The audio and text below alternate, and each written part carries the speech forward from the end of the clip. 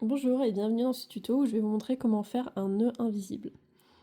Alors ça nous est tous arrivé de faire un projet au crochet et d'arriver à la fin de notre pelote et de devoir raccorder les deux pelotes.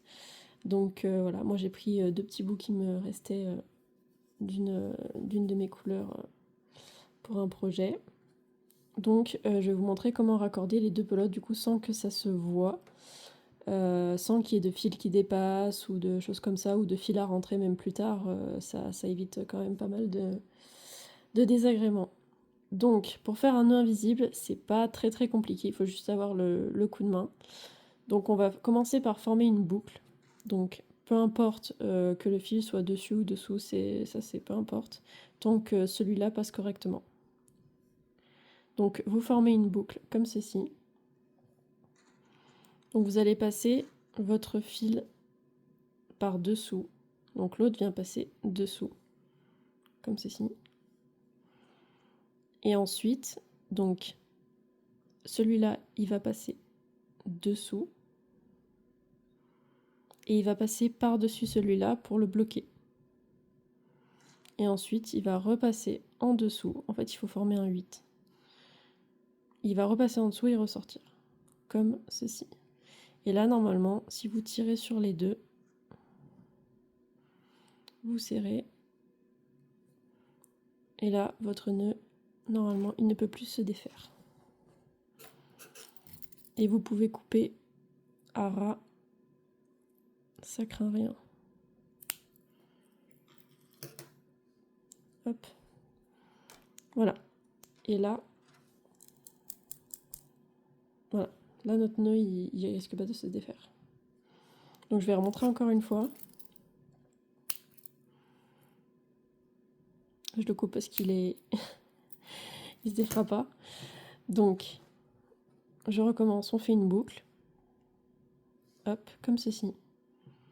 Donc, celui-ci va passer dessous, à l'intérieur de la boucle. Hop là. Ensuite, il va passer sous celui-ci, comme ceci, par-dessus celui-là, comme ceci, et par-dessous, et ressortir. Donc en fait, c'est une boucle dans une boucle.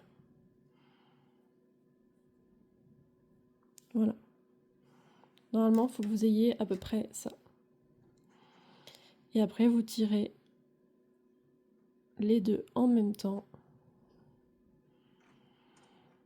Et vous serrez bien. Et normalement, là, c'est bon. Et vous pouvez couper à ras.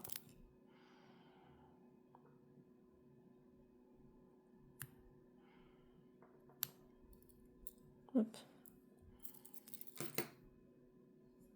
Tac. Voilà. Vous pouvez même couper plus près, hein. J'étais un peu large, mais...